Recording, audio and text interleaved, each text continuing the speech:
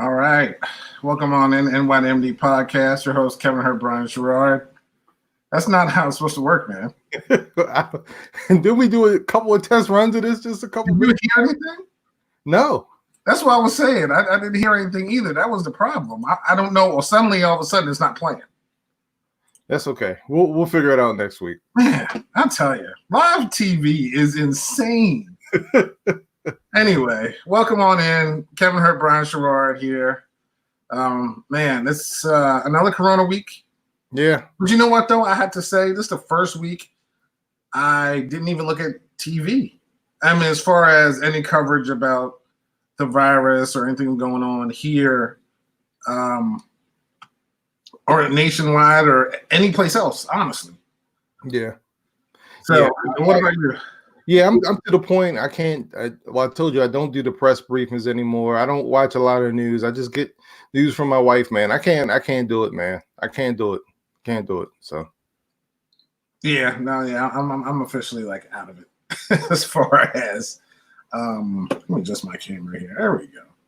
As far as what I want to listen to and everything, I guess it's a mindset now because it's been going so long. And again, we still got to make adjustments. Still got to wear a mask everywhere you go.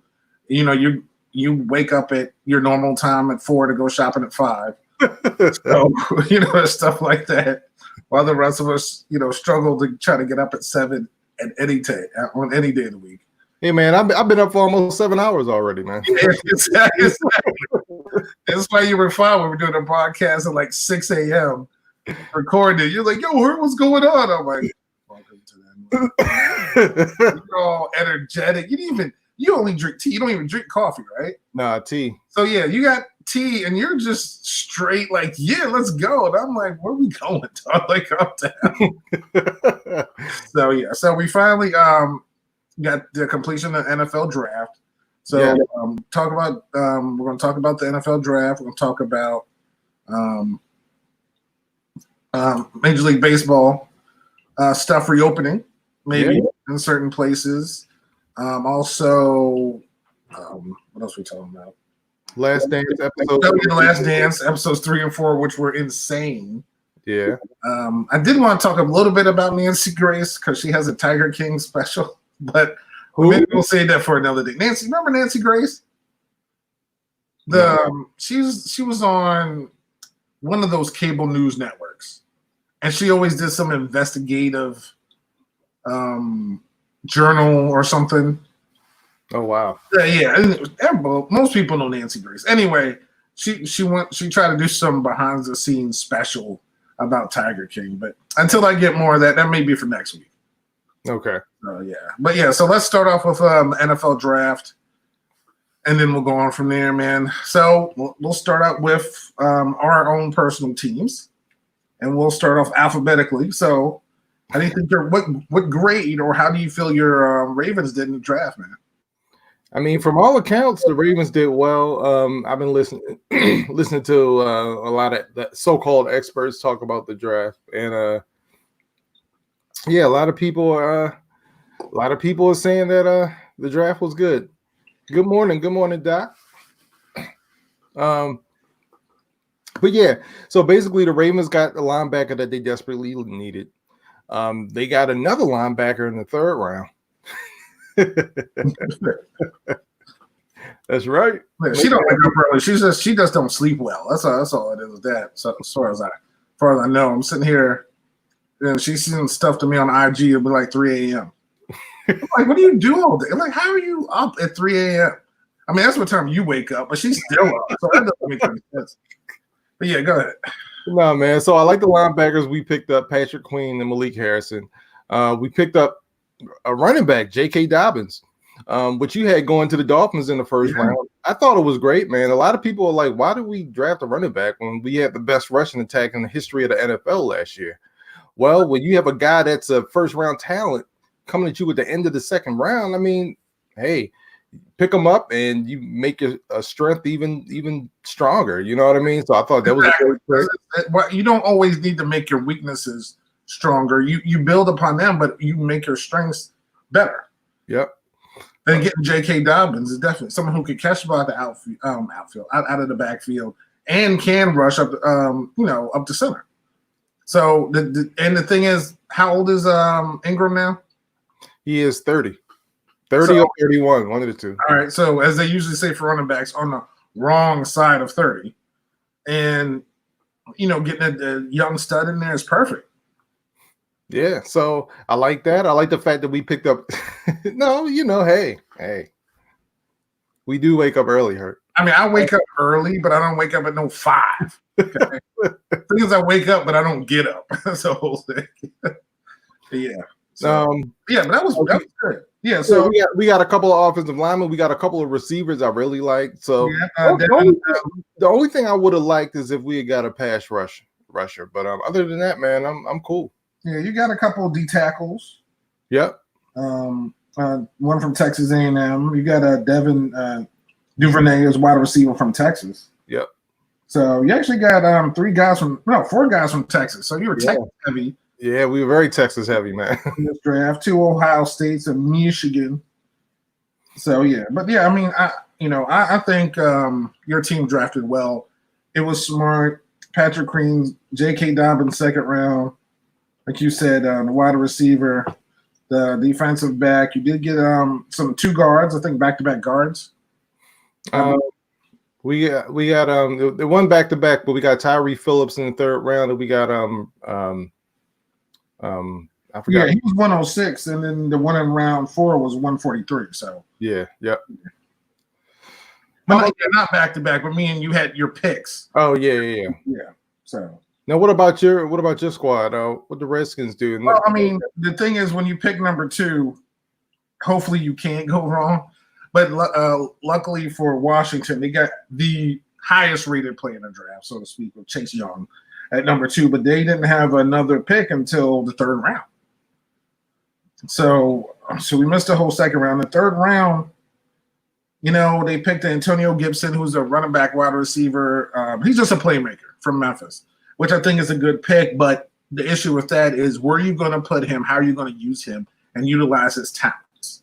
So it could be one of those things where he could really take off, or it may take him a couple years to develop.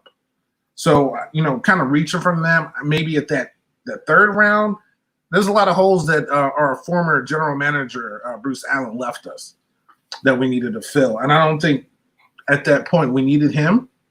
But, I mean, it was not saying it's a bad pick, but I think we needed offensive line at that point, especially after trading Trent Williams to San Francisco for basically nothing, because Bruce Allen didn't trade him last year, when we actually could have got at least a 2nd. What did we get, a 3rd? What did we even get when we 3rd and a 5th?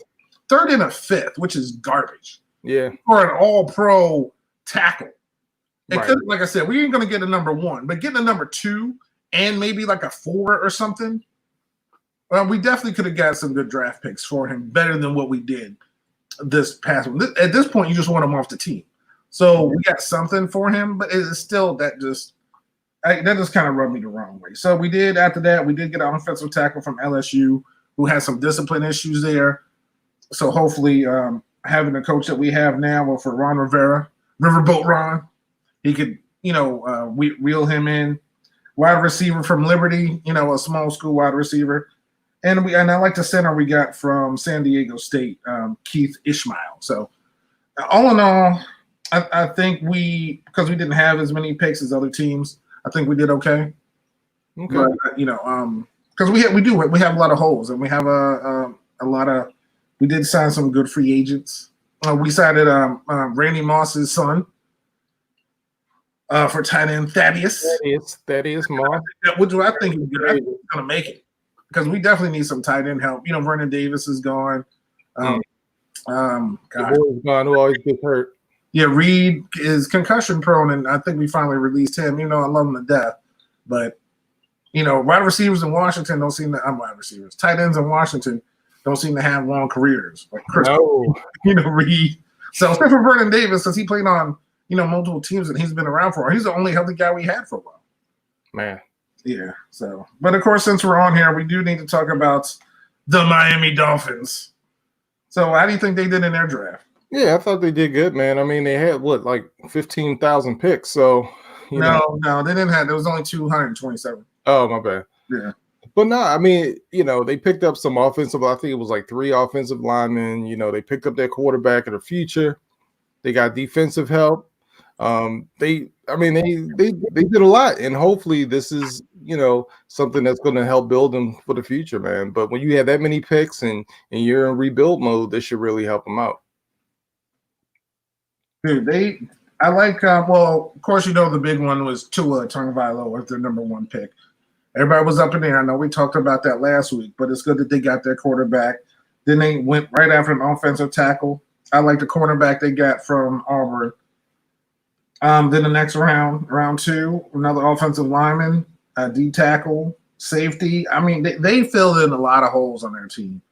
And I think they're really, depends on, of course, Tagovailoa's health.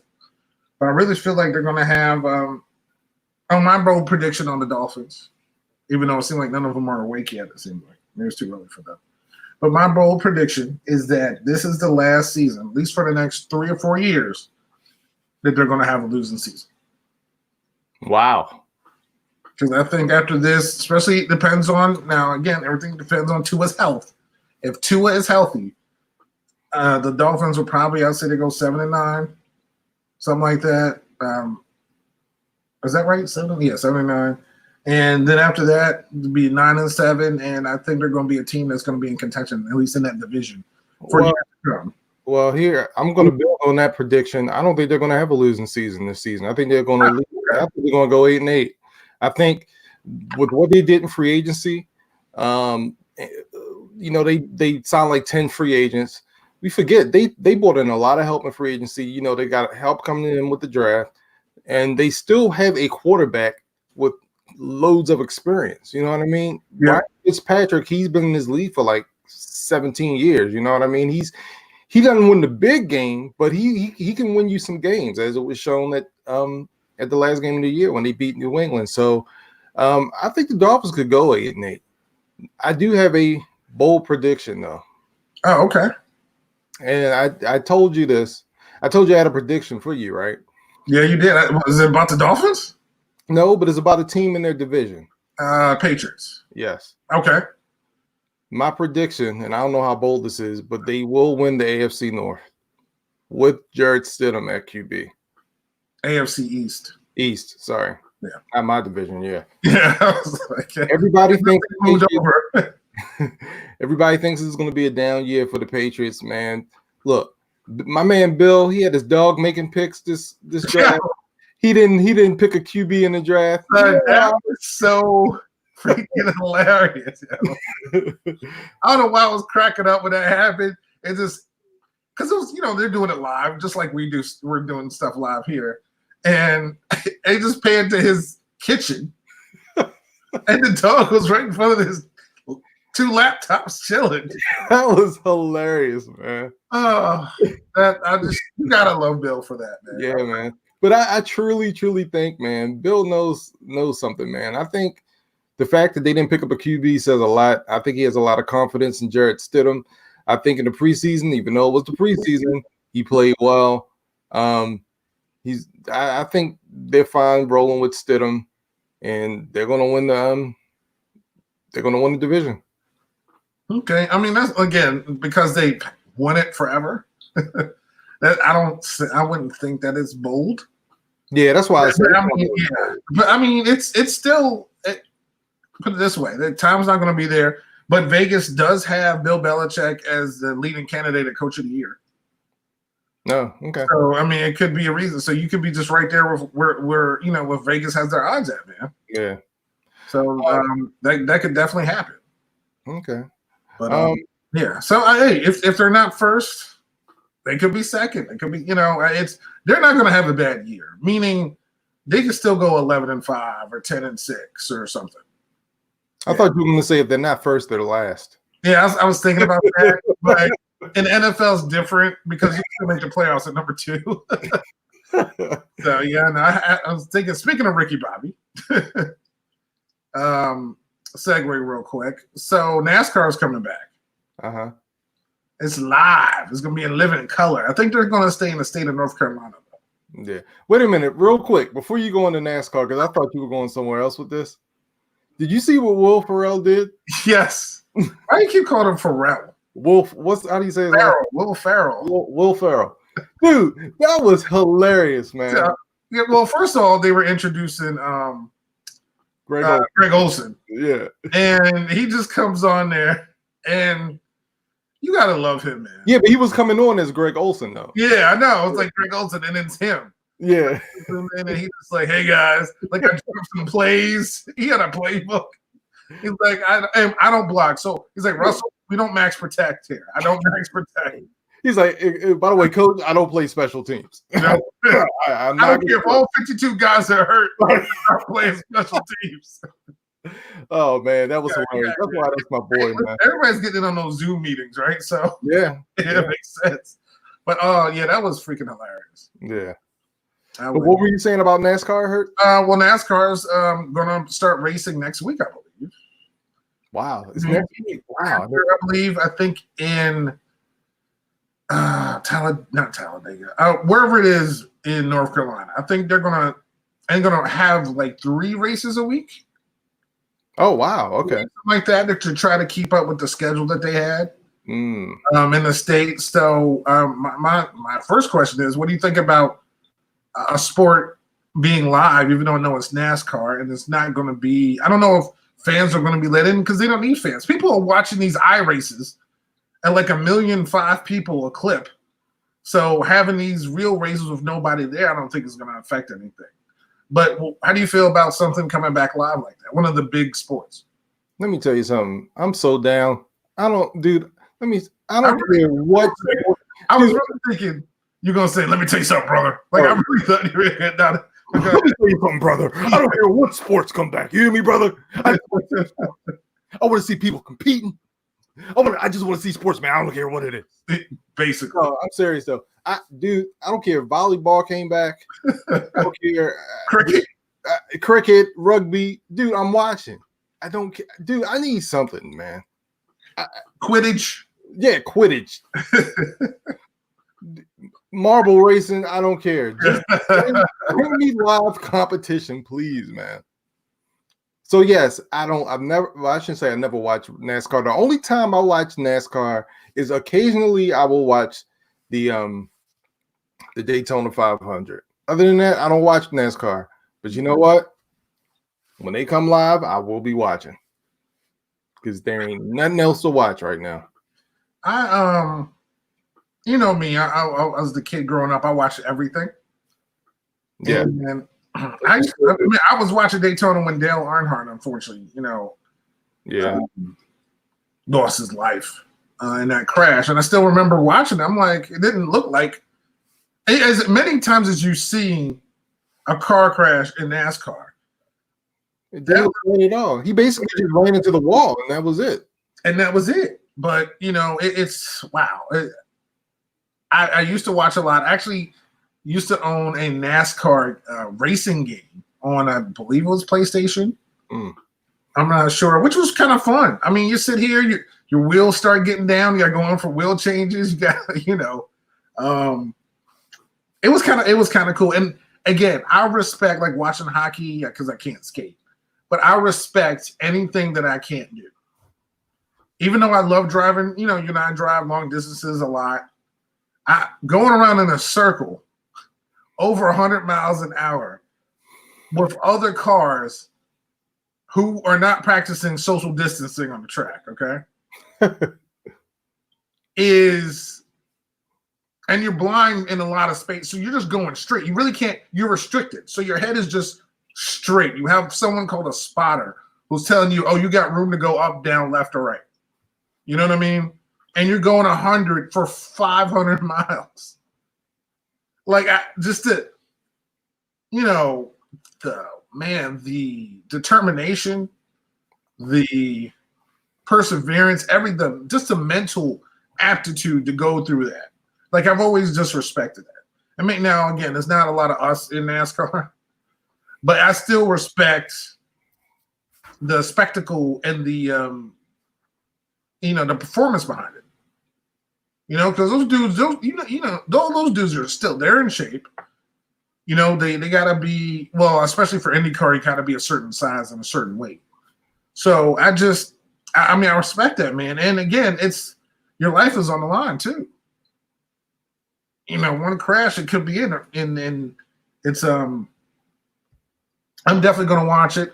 I don't have a favorite. I usually go for whatever car has my favorite number. So it's, but I don't, but I'm always gonna go for Joe Gibbs' team. So, well, I think I'll root for Jeff Gordon. I think he retired. He did. I'm just The Rainbow Warrior. I think he's gone. the DuPont car. Yeah, they had all the paint and everything. But yeah, so I'm looking. I guess I'm kind of looking forward to it.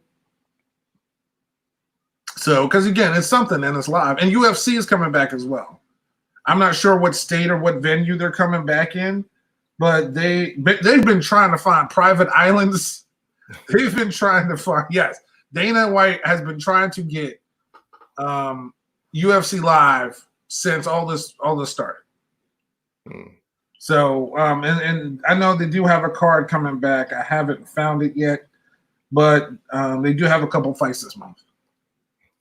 So we'll see. Okay. Now golf is also going to be reopening this month, right? I don't know. Is it? Oh, you mean with the Tiger Phil?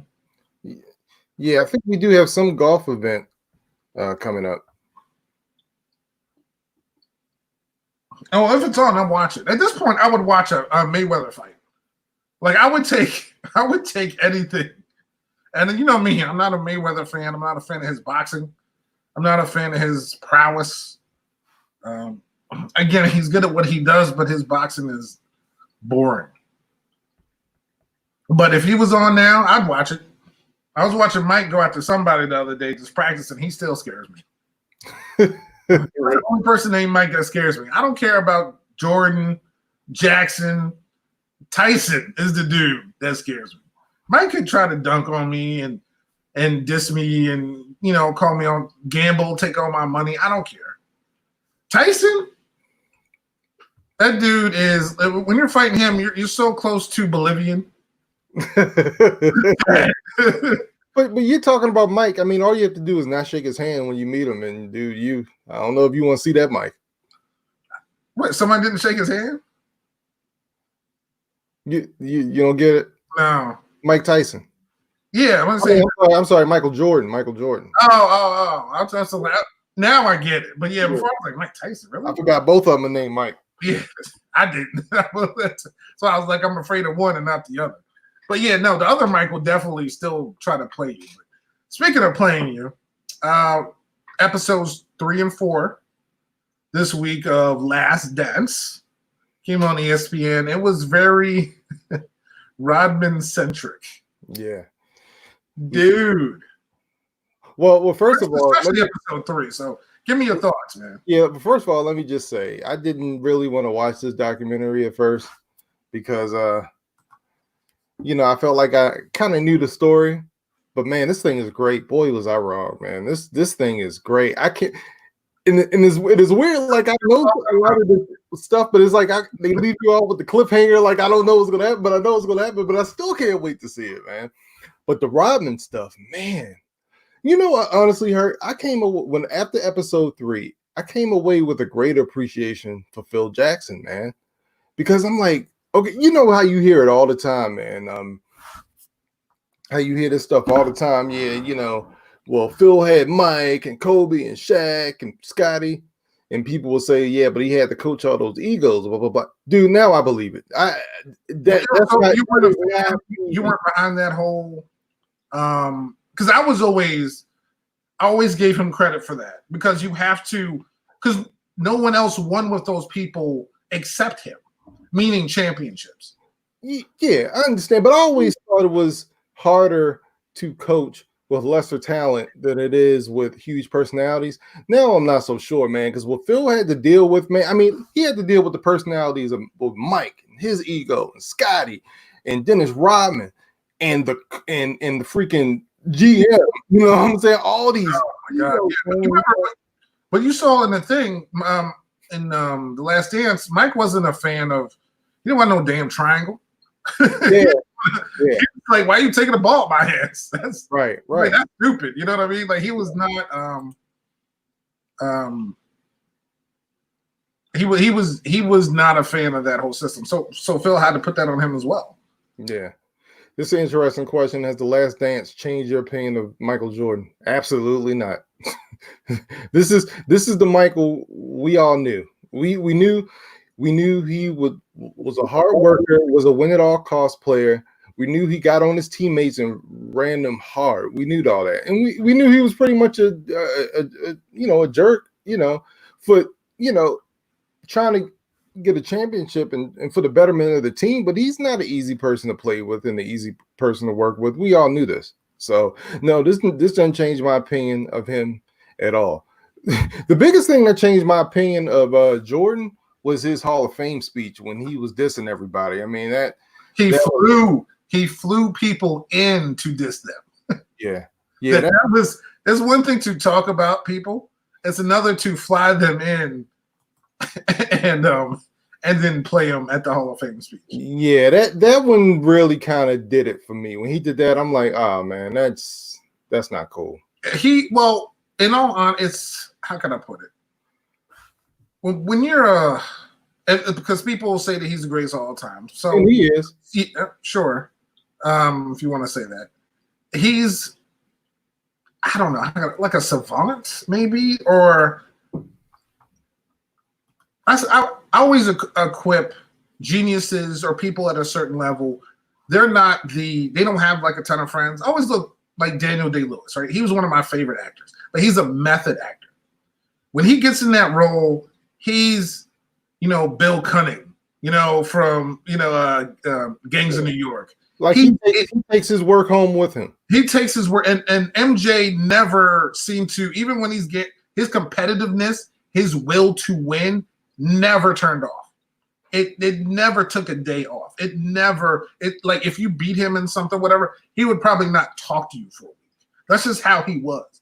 So I just, believe me, actually this whole thing hasn't changed my opinion. To me, it validates my opinion on him as far as the person that he is. We all know he's a great basketball player. I mean, look at him. Look what he's done. Look what scoring double nickels at Madison Square Garden. Averaging in the 93 finals, 41 points a game or whatever it was. The dude he's magical. He's Michael Jordan. So this doesn't do anything. It's just, I love the behind the scenes. And yeah, I didn't know about, all that stuff with Dennis, having him to fly out. I mean, think about it though. Phil's talking to Mike about trying to get Dennis a couple of days off. You know what I mean? And he's like, he ain't gonna come back in 36 hours. Like, it ain't gonna happen. And then having to Michael taking his jet to fly out. No, he didn't go to Vegas. Who didn't go to Vegas? Mike. Yeah, he did. No. He did. No. He was already in Chicago. He was back. No, Rodman was back in Chicago when Mike yeah. Yeah, he did not fly to Vegas to get Dennis Rodman. Dennis Rodman flew back to Chicago, but Mike had to get him. You sure? Because Carmen Electra, I think, was in Vegas. No, they were married, man. Yeah, well, yeah, okay, but she could still be with him in Vegas. But that was so funny. Him and they went to Vegas, and then he came back to Chicago. Oh, he did come back to Chicago. Yeah, but he said I could be wrong, and you could be right. I don't know, but I swear it said he flew out there. No. Okay. No, he didn't fly. No, but he did go. He did go to his room to get him, though. Oh yeah. Okay. Yeah.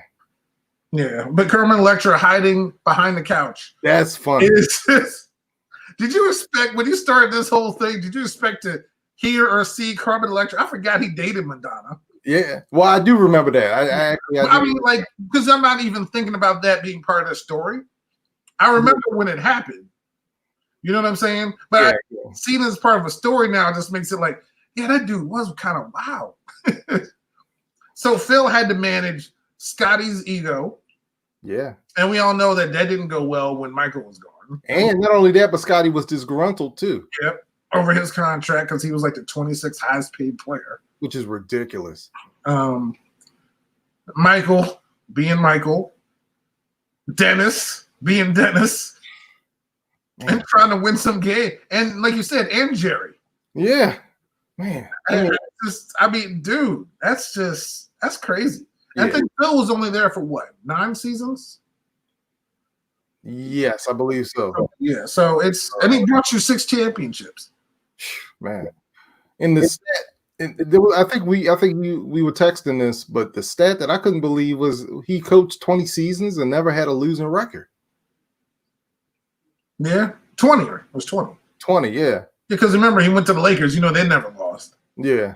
But guess what? He does have a losing record as a general manager. So that's a little, or president of basketball. Yeah. He had. Yeah. That's one job he was not good at. Yeah, that is true, man. That is true. And you know who else wasn't good at that job? Who? Isaiah Thomas. Well, think about it. It's for the same organization. Yeah. Could be the organization or the owner. Yeah, well, the owner. Wasn't Mike a GM too? Mike is the GM and owner for the Charlotte Bobcats. After he retired from the Wizards, wasn't he a general manager for them? Because I know I don't think he was a general manager for the Wizards, but he was basketball operations or something. Yeah, like he definitely was. He was like maybe player personnel or something like that. But yeah, he definitely had some type of position. Yeah. Well, he might have been GM.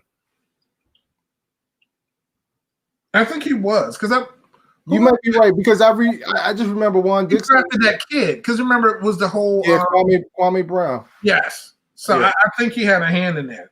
Yeah, he definitely had he definitely had some say. I don't know if he was, like I said, if he was the final say, but you're right, he definitely had some position in the front office. And I remember people like Juan Dixon and some other people playing with him, saying it was you know, it was kind of cool on one hand playing with Jordan, but on the other hand, like he's kind of like your boss too, and it's like even more pressure to perform. You know what I mean? So it was the players were kind of conflicted when it came to playing with him. But I think real quick too, I think he flew to Vegas to get Dennis. I don't think he did. We'll make a bet on that, and we'll check on that. All right. You call up your sources, I'll call up my both sources, and we'll find out. Maybe, hey, you know what? Maybe you got Mike on speed dial since you made a picture of him. Yeah. So, yeah. I'll give him a call when you know. But dude, I from that whole thing, besides Dennis being crazy and Phil, I'm glad you got more respect from Phil, because not everybody can. There's different types of coaches, right? So Phil was always, it seems like he was good at knowing how to placate to everybody on the team, but knowing who the superstars were. Because remember, he had to keep Shaq and Kobe happy, and they won, 3 championships in a row before they started having issues, and he was still coaching that team. Then he had to build around, Kobe. Then Kobe was the guy. Right.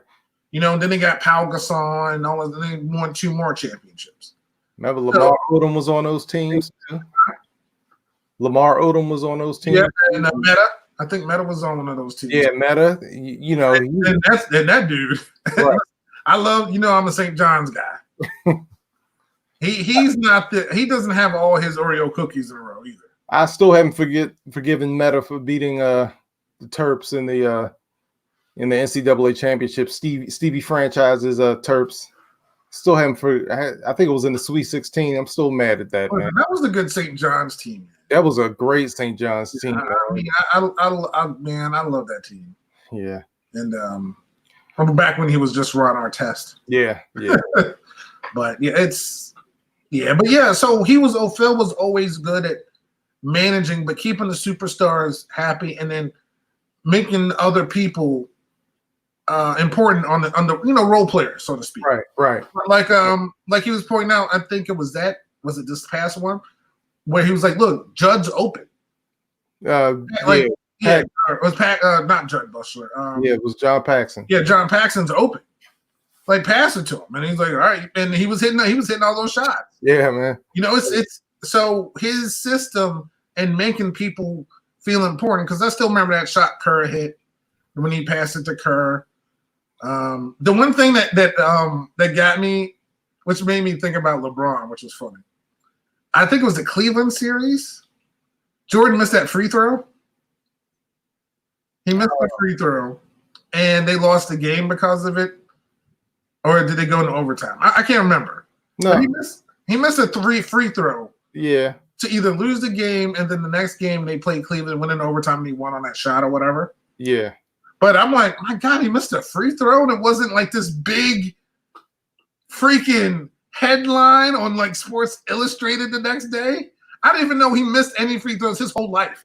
You would never know that he missed anything. Like he ever missed a shot that he, because how he's so blown up. And I'm, again, not saying he doesn't deserve it. The dude is the most, as they say in wrestling, over player or persona sports-wise maybe ever. Especially with his branding and everything. So just, man, you got to think about that. Like he just, again, six championships, 6 finals MVPs. He didn't play any other seasons. It didn't matter. Yeah. He had those 6, and that was it. But he the fact that I saw he missed that free throw, and I don't even remember hearing about it. I was like, oh my God, he missed a free throw. Like, well, they would have been all over him if that was today. Well, according to the documentary, I mean, he was getting a lot of heat for not winning, for not making it far in the playoffs. He was. I remember, do you remember Sports Illustrated? That one Sports Illustrated had Joe Dumars on the front cover with a hand over Michael Jordan's head. And it was like Jordan Stopper. I remember that because, of course, I enjoyed the cover. But I just remember it had Joe Dumars, and because that's when the Bad Boys were good. And one thing I kind of take exception to, they didn't really and it's not about the Pistons, this episode. You know what I mean? It was about a little bit about Isaiah, and we got to talk about that too, the whole walking off the court thing. But I know they focus on Isaiah and Bill Laimbeer, but man, Joe Dumars is really good. Yeah. And I think people just forget about how good he actually was on both sides of the ball. Yeah. I'm glad you brought up this Pistons stuff, man, because take it easy, breathe, inhale, exhale. I think Horace Grant put it best. Yeah. Well, I know we're a family-friendly show. Yeah. Unlike last week, but this week we're a family-friendly show. That was a straight-up punk move, man. Okay. There's nothing you can say. Like, there's nothing you can say, man. Y'all been battling it out. My man Jordan, congratulate you. Make sure you shake your hand when they beat y'all. But yeah, you can't stay on the court and just shake their hand. Like, nah, man. I can't mess with you. And you can tell Mike is still pissed, man. Dude, you want to talk about somebody that A, holds a grudge, B, never lets go of a grudge? Like, he will remember the waitress that got his order wrong. You know what I'm saying? Like, that dude, he still has that, I remember, that was better. I mean, he still has that fire. He still has that bitterness in him, man. Yeah. It's like, dude, you're a quadrillionaire. You own a team. You have a brand. You're sitting here in your own documentary sipping on your bourbon. Just relax for a second. You got your cigars. It's over. You beat them, okay? I mean, I understand at that point in time how, and he was right. Michael's right. Like, when they beat them, he went and congratulated everybody. You know what I'm saying? So regardless of whether Bill Laimbeer was saying, the year before when the Pistons couldn't get past Boston, when they did, Boston walked off the court, which they did. It does not mean that's what you have to do. Right. Especially with a team that gave you respect when you beat them. Yeah. So just give the respect back to the same people that gave it to you. That's all it is. It has nothing to do with, Boston did it to us. Well, who cares about Boston?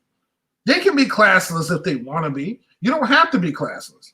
You've played this team in the playoffs numerous times. I mean, it's physical battles, back and forth. We don't like you don't like me. They finally overcame. Not only did they overcome you, they swept the hell out of you. Okay, get over it. Oh, they didn't sweep them. I don't think. Maybe No, they beat you. I don't think it was a sweep. Yeah, I think, yes. But they beat you, and that was it. Shake their hands, say congratulations, you made it. That's it. Get in there and go. And like Mike said, that was like almost bigger than winning the championship, because when they played that depleted Lakers team, and everybody knew Chicago. I think Chicago were they the I think because the Lakers have been there a billion times. I think the Lakers were favored. But when I know they still had Worthy, they still had an older Magic. But that bull, I knew. I mean, I was pulling for the Lakers because, of course, I didn't want Michael winning anything. But I already knew that the Bulls were going to win that series. And they beat them 4-1 that series too. Huh? They beat them 4-1 that series too. Yeah, I think the Lakers won the first game. Yeah. Yeah, and that was it. Yeah. Then after that, there was domination. Like I think Mike said, it's like that first game we didn't play well and we didn't lose by much, so we knew that we could do it, and they did. So, and LeBron tweeted out after watching that one when Michael was holding his first trophy. He was like, yeah, he's like, just I remember, he's like, just that satisfaction of winning your first championship. He's like, just brought me back to seeing him win it, and of course he doesn't care. He respects Michael. I mean, he grew up watching him. Right. And he respects him. So he doesn't have any malice towards him like I do. But he, was like, oh, man, he just remembered. And, of course, your boy, Skip. Wait up. What did Skip say? He's like, oh, why did LeBron have to make this about himself? What? This was Michael's moment when he won his first championship. Why is he always hating on LeBron? Good Lord. I'm like, why? All he's saying is like when he saw him holding the trophy, he was reminded when he won it, but he respected Mike so much that he's like, man, Michael going through what he went through to get there. It wasn't about him, but he was just regulating. No, that's how I felt. Like, if I saw Skip, honestly, it may just be me and him in parking lot. I ain't gonna lie. I'm not gonna lie. I don't get the hatred. I don't get the vitriol. I don't get and I guess there's so many people, and you don't know the battles I have to do every week with defending LeBron, but it's just stupid. I think it was this week. Somebody said something about Mike. Oh, like Mike never left. Other people on his team got better, so he didn't leave. Like LeBron had to leave. LeBron left, and he didn't wait for players on his team to get great. Who got great? Who would get great on his teams that he had in Cleveland? Somebody please fill that out for me. So someone help me with that. Who on Cleveland? Those Cleveland teams that he literally put on his back to go anywhere. Who's helping him out? Antoine Jameson? Eric Snow? Who? Larry Hughes? Yes, Larry who? Like that, it just if people go back and look, Ilgauskas, if people go back and look at what LeBron had his first years in Cleveland. Yeah, he did not have much, man. He didn't have anything. But people always want to say, well, Mike had Scotty. When did he get a Scotty in Cleveland? He didn't even get a Scott. Okay. He didn't even forget Scotty. He didn't even get a Scott. You know what I'm saying? And then and Mike, because as great as he is, no great player is going to win by themselves. Nah. It just doesn't matter how good you are. He needed Scotty to get. If Scotty didn't get better, didn't have a migraine or whatever else, what happened when Scotty had that migraine? What happened in that game? You remember? Did you see it when he had a migraine? Which one was that? That was, I don't know if it was the last game against Detroit. I remember they talked about it, but yeah, he had a migraine that game. He didn't play well. They lost by, I think it was against Detroit. It was like that before the next year when they beat him. Yeah. I think it was I think that was that last game. He had a migraine. They lost by like 30 or something. They got blown out. They got blown out because Scotty had a migraine. Scotty had a migraine.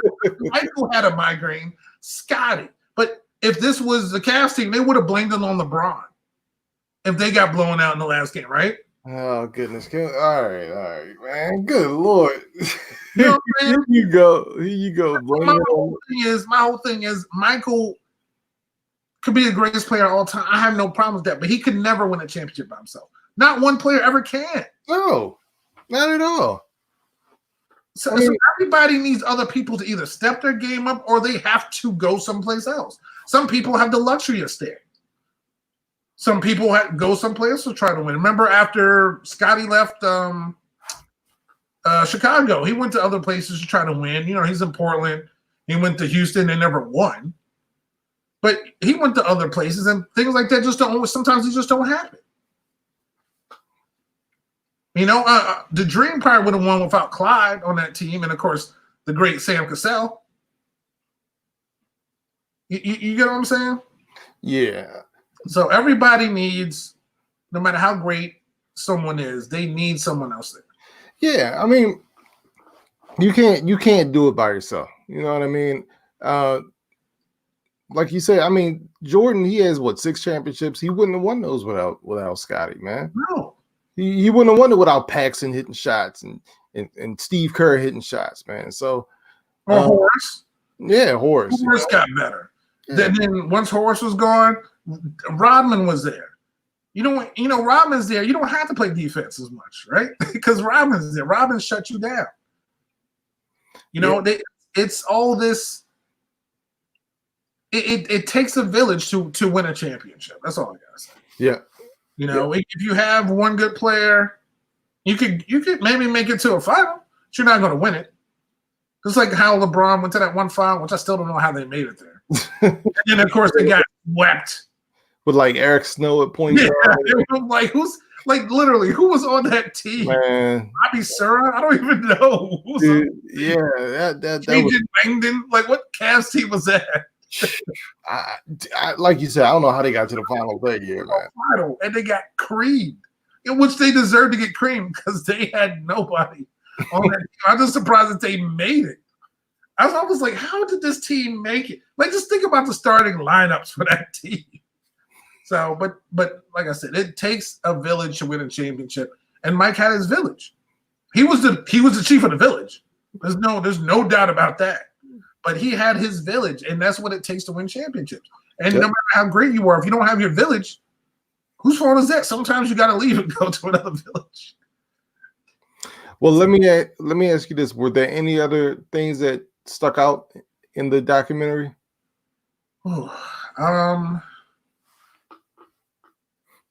That Mike. Well, Mike is still Mike. He still holds those grudges. I still just can't get over the fact that egos not only go from player-wise, coach-wise, and honestly, it seemed like Phil didn't really have too much of an ego, but why would you try to destroy something that's working? I know supposedly these players are getting older. The greatest players on the planet is saying he's not going to sit here and play for another coach. And you, as the general manager, is saying, well, we want him back. But if that's the case, are you kidding me?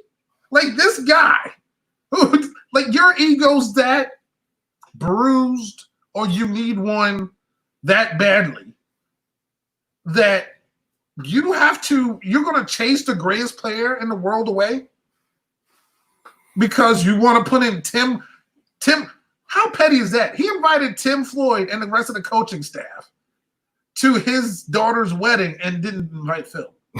Jerry Krause. That's crazy, man. The pettiness, the ego, why would you I don't get that. Why would you destroy that? I guess I should just call Jerry Jones and ask him, right? Whoa, everything all right over there? There's an airplane going over. Oh, okay. It's a flyby. That was pretty loud, too. It seemed like it was close. What was I saying? That thing that threw me off. You were talking about how Tim Floyd was invited to the wedding, but Phil. I guess I could call Jerry Jones about being petty because yeah, because I don't get it, dude. Oh, they're getting older. Have them. They never got a chance to lose in order for you to say I'm blowing this up. You know what I mean? Yeah, that's crazy to me. So the biggest thing I got out of that is that Jerry Krause needed his fix. And I don't get that. I don't get that. That's crazy. I'm blowing this team up. Dude, you got literally 6 and 8 years. And I'm blowing this up. It doesn't make any sense, man. But the owner had to sign off on that too, though, because think about it. If you're the GM and you're pretty much, I don't think Michael's coming back. Like that's your moneymaker right there. So I think he had to be in on it too, or gave him the okay to blow it up. Yeah, you remember that part where Jerry Reinsdorf had to fly and sign Phil Jackson to a 1-year contract extension because Jerry Krause didn't want to do it. You know what I mean? Oh, I forgot about that. Yeah. So it's crazy. And I know we're getting up past your bedtime since you've been up for 7 hours already. So you're all right over there? Yeah, man. So yeah, I know. So that's basically what I got out of it. But let's move on. We've been on this for a little bit. I know there's other sports and stuff coming back, but we have to talk about Survivor. And I want to talk about your prowess and your Survivor picking prowess, so to speak, on FanDuel. Yeah, man. Like that's like your niche, man. Talk about it. Yeah, man. I need, there's no sports going on right now, man. So I got to get fantasy in some type of way. So yeah, I think out of 19,000 people, I was like in 33rd place, but I was like tied. Really, I was tied for third because I got 112.1 fantasy points instead of in first place was like 112.5. So yeah, man, I'm killing it in Survivor fantasy this year. I'm trying to get you to play Hurt. Dude, you got to remind me. I do remind you. You got to remind me like the day before, the day of. I do. And next week is a 2-hour special. Yeah, this one's gonna be hard. All right. Well, I will remind you this week. It's gonna be kind of hard, but it's gonna be hard. And that's cool. It's gonna be harder because we're probably gonna have two eliminations. So. Yeah. So, but say for instance, can I go and start today? Like, can I fill out today? Yeah, you can put it in now. Yeah. So I'll just try to do that after. Yeah, it's just like fantasy football. It's it's the episode on Wednesday is your football game, and you can fill your lineup now. Yeah. Gotcha. Okay. Yeah. So yeah, I'll do that. I'll do that after the show since I keep forgetting. All right. Yeah, but how do you think the last show went, man? Those tribal councils are getting crazy. Well, first of all, Tony is killing it. Wait, what? What is this?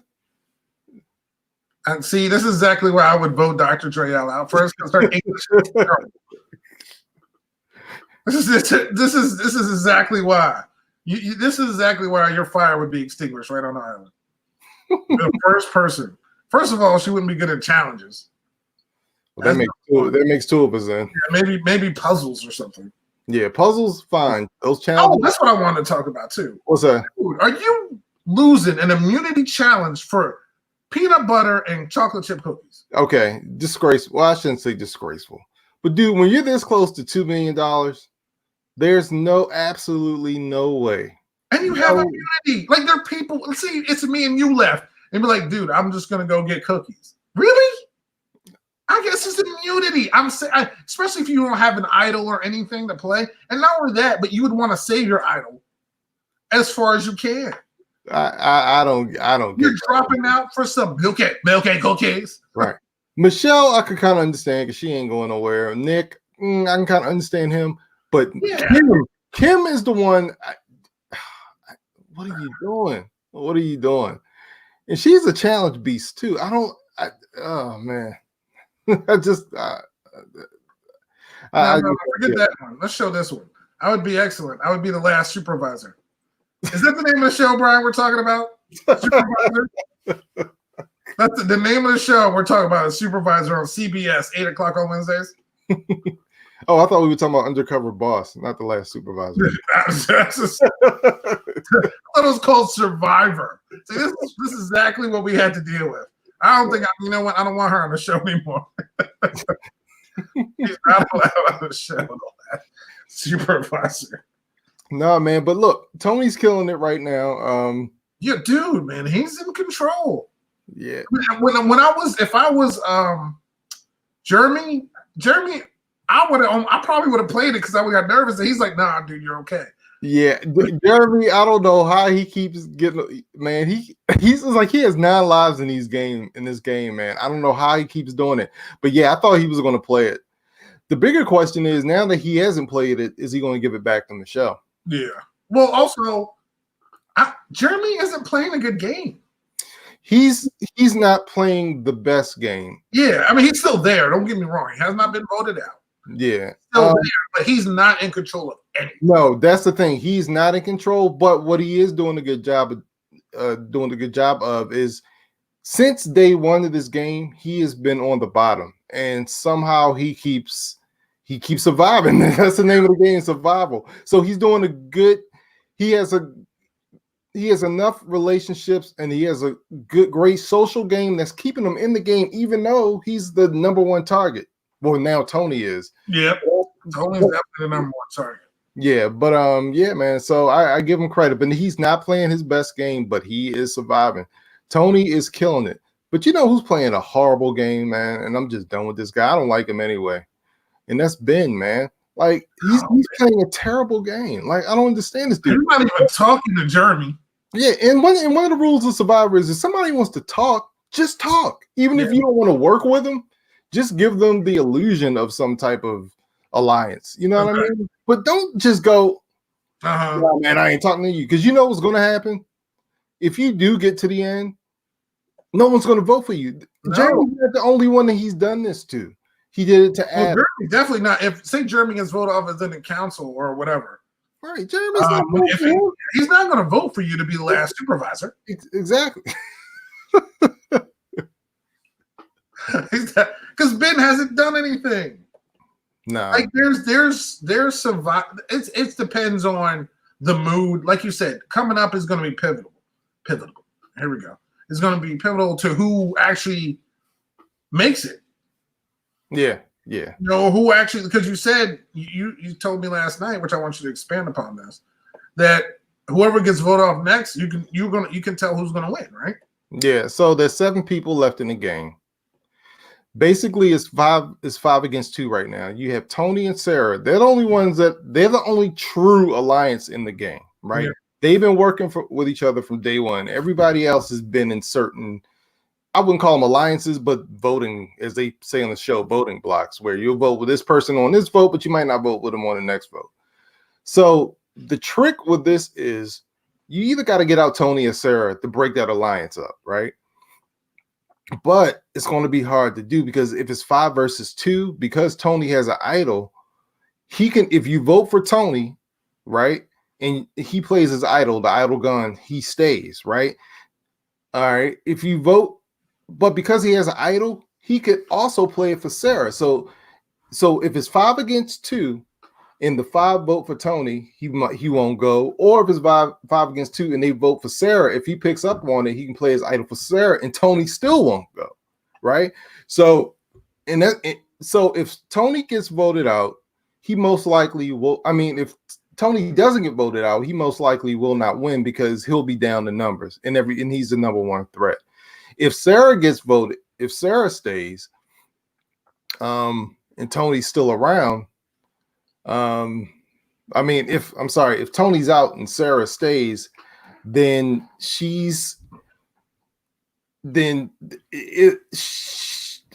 may stick around a little bit, and then Jeremy might go.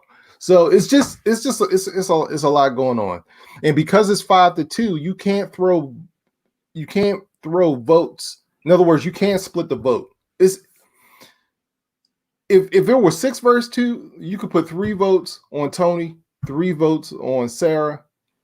He would play the idol, and one of them would be gone. But because it's 5-2, they can't do that. You can only do 3, 2, and 2. And if the person that Tony plays the idol for, either himself or Sarah, the people they vote for will want to get voted out because it will then be a 2-2 tie. It's like I said, I don't know if I'm breaking it down.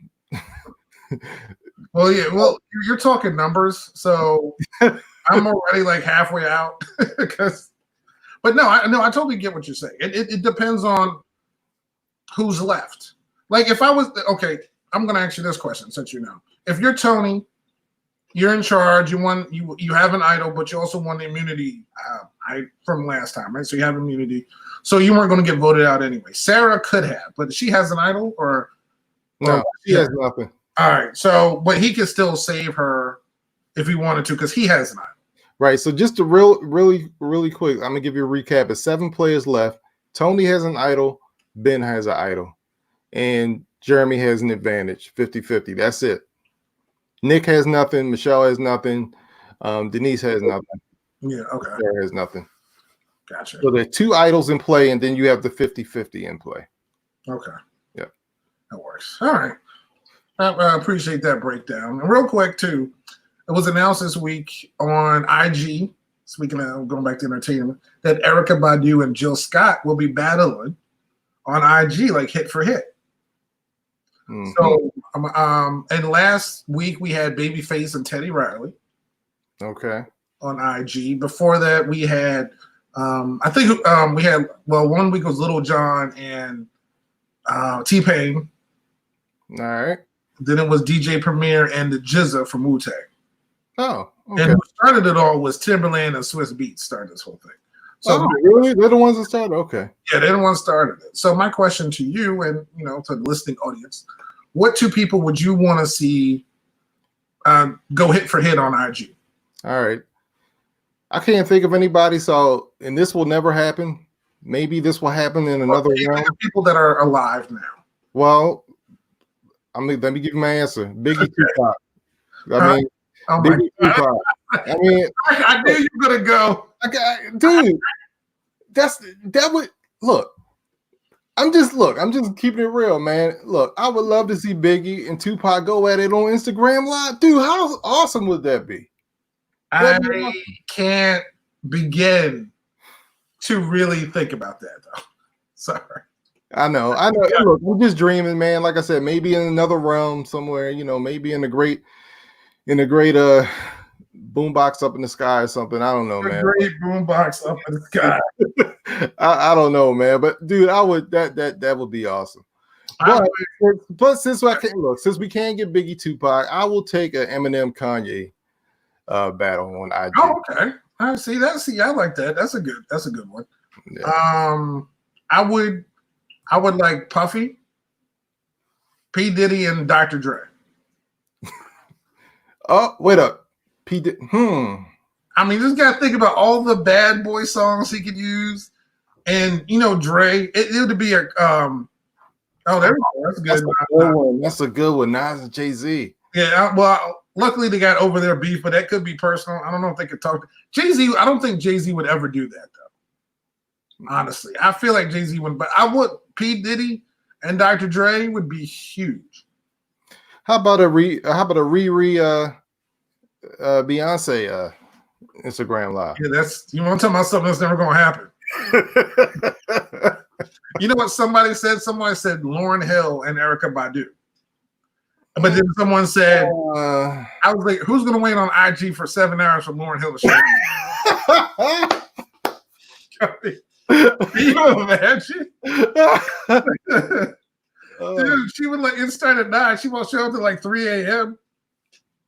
Right? Oh, so yeah, right. So wait, Puffy and Timbaland going to do it? Well, Timbaland already did one, but Timbaland has a bunch of songs. So you say he's the one that started, right? Yeah, him and Swiss Beats. Yeah, Lauren would never show up. Never. But of course, for me, I would love just me being me. Give me Sean Paul and Sham. Give me some. I need some reggae artists in there. I need, this Elephant Man. Just give me anybody. I need some reggae. Give me some battles, a little bit different, or even a gospel battle would be great. Because I know you love like Mary, Mary, Mary. Yeah, we can have Mary Mary versus Yolanda Adams. Yeah. You know? Well, that's a group. I don't know. Yeah, but there you go. Buju and Bounty Killer. That's so many. We need something different like that. But man, I listen, I've been up watching IG. I think Ninth Wonder has been doing shows. D Nice has been doing shows. D Nice is always doing stuff, man. He's always on there. But it's like you said, it's a distraction, but you got the whole family jamming together. So I do love all these DJs and people doing that. And in this, where we're at, where we can't go anywhere, really. It's I was thinking about just okay, you got Kurt Franklin and Donnie McClurkin. You gotta get Kurt Franklin out there. Oh my goodness. Yo, we can go old school, man. We can do Vanilla Ice versus MC Hammer. All right, on that note, we never ever want to see Too Legit to Quit versus Ninja Rap. Let's go. Dude, how many? First of all, I don't think either one can get to 20 because there's usually 20 songs each. Vanilla, that's definitely Vanilla Ice. Yeah, Vanilla. Yeah, he can go rehab some houses nowadays, but he's definitely, he's definitely not. Yeah, that's not going to work. But yeah, this is so old school, man. Yeah, that's too old school. But I do love it. Hey, maybe one day. With less than 10 minutes. Yeah.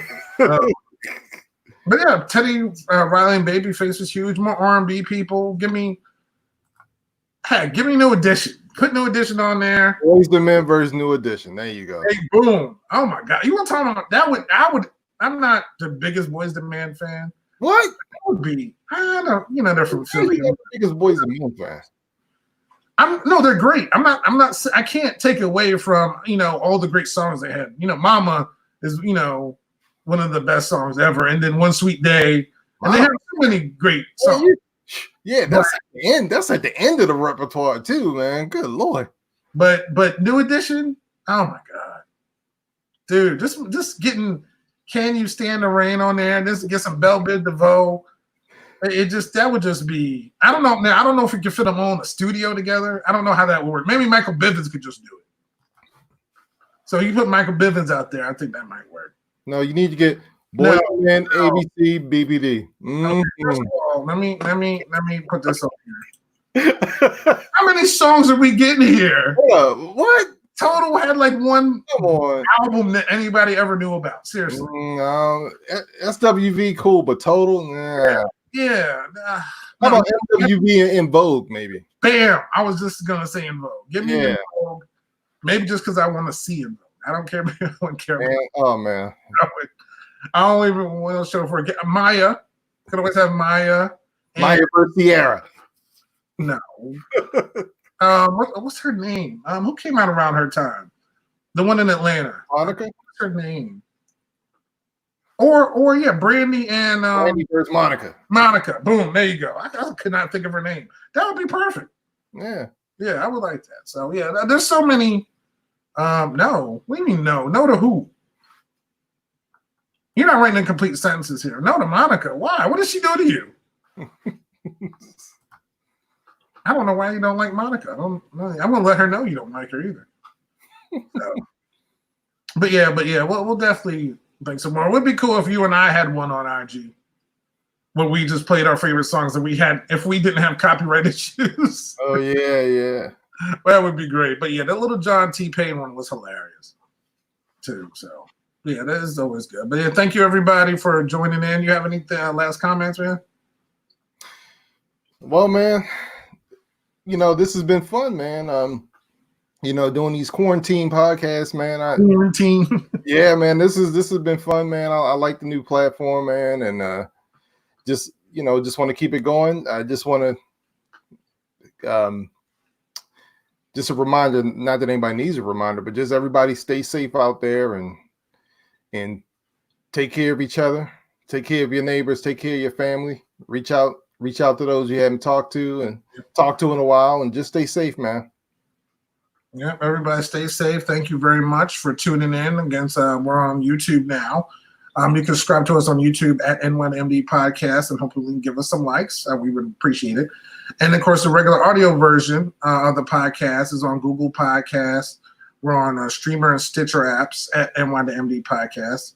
Y'all should battle with a list of your favorite songs. I mean, we could probably type them up, but I think we did that a long time ago. But I mean, hey, I wouldn't win that battle. Excuse me? I wouldn't win that battle. Oh yeah, no, yeah. Well, this is true. My musical taste are similar in some ways, but a lot different. And I'm not. Yeah. Yeah, you would have Celine Dion on yours, and I wouldn't. So yeah, you're 100% right. Celine Dion. I would anything with Titanic. It's just that should just make you lose in general. Anyway.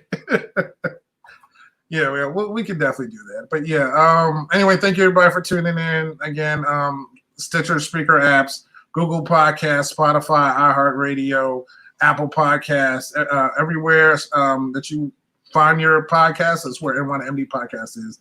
And we will see you next week. Peace out.